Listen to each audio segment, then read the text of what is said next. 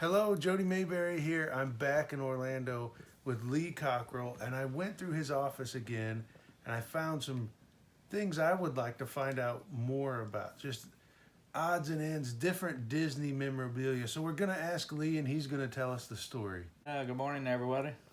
So Lee, I found some various items in your office, and I imagine there's a story behind them. So I'm just gonna pass them on to you, and you can tell us what it is. So Okay. here's the first item. These are the kind of things that when Disney opens a new project, when I was the executive vice president at Disney, they always gave us a little memento to remember the opening, and we were at the opening of the ships when they were launched, and I got this little ship that I have one. I have two of these actually from two different launches, and they're great memories to that day. And not only that, that was the launch of the Disney Cruise Line, so that was a huge new business for Walt Disney World. When we opened Disneyland Paris, I got a bus. We had all the buses wrapped talking about the opening of Disneyland Paris, and here's a replica of what the buses looked like as they ran around the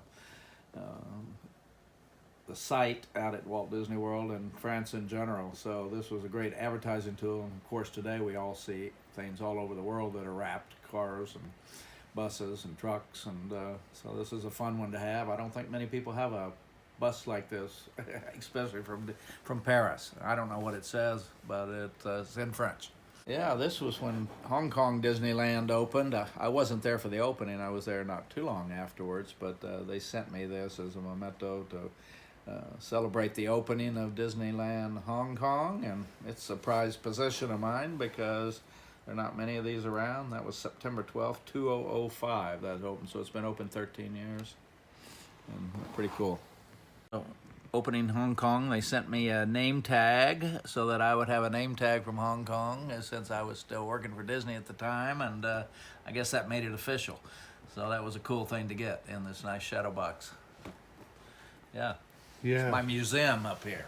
Yeah, and you might think about it in your own business. Are you giving out something when you have a new launch of a product or something for people to remember? It's exciting. People love to collect things, whether it's a pen or something else you could develop to kind of thank all the people that are involved in a launch of a new project, and a memory for them to have years later. And actually, I see even on the back here is the note that was sent to me, and thank you so much, Lee, for your help and time with the opening of this business, and we want you to have this as a memento. So that's I find all kinds of things on the backs of these, and things that I didn't even know I had at one time.